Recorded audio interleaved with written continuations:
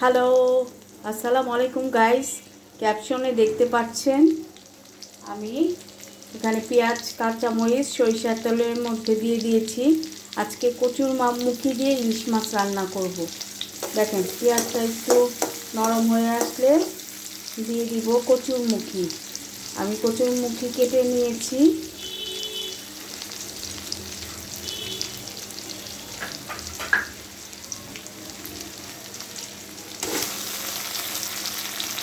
আজকে কিন্তু আমি মাওয়া ঘাটের ইলিশ দিয়ে কচুরমুখী রান্না করব।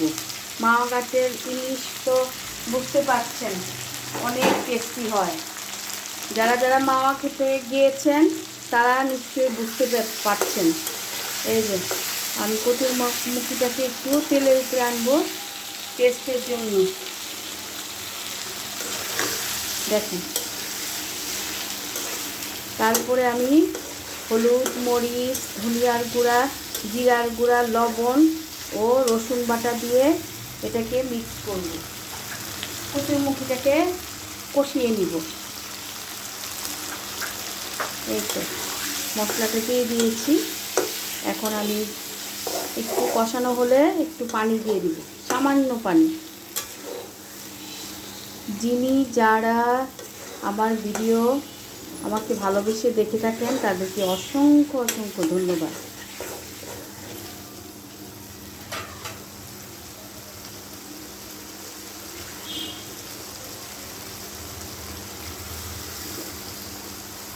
আমরা যারা ফেসবুকে কাজ করি বন্ধুরা সবাই কিন্তু বেশি বেশি সবার ভিডিও দেখব।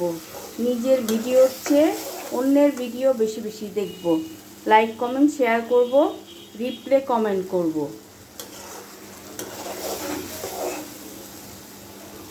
কচুরমুখীটা একটু কষানো হলে আমি পানি দিয়ে দিব।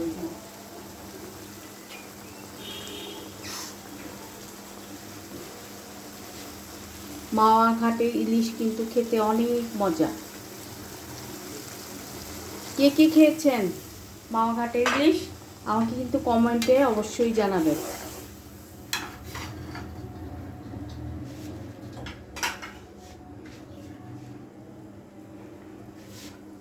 কচুরমুখীটা সিদ্ধ হয়ে গিয়েছে। আমি এখন ইলিশগুলো দিয়ে ধনিয়া পাতা দিয়ে দিই। এই তো ইলিশগুলো দিয়ে দিলাম। সাথে অল্প একটা ডিম হয়েছে, অল্প ডিম, বেশি ডিম হলে খেতে ভালো হয় না।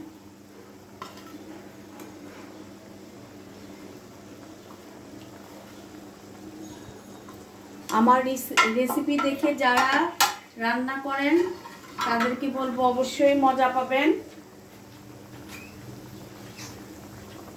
আমার রান্নার প্রতি আমার অনেক আত্মবিশ্বাস। এই তো আর একটু পানি দিয়ে দিলাম।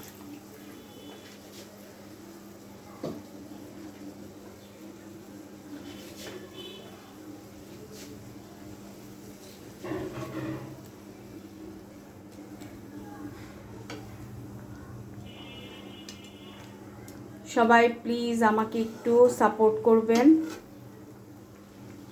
না, সাপোর্ট যার যার ভালো লাগে তারা আমার ভিডিও দেখবেন, যাদের ভালো লাগে না তারা অবশ্যই স্কিপ করে চলে যাবেন।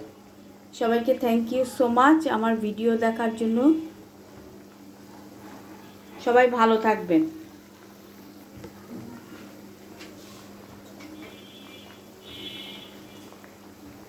এই তো তরকারিটা আমার হয়ে গিয়েছে, এখন ধনিয়া পাতা দিয়ে দিলাম।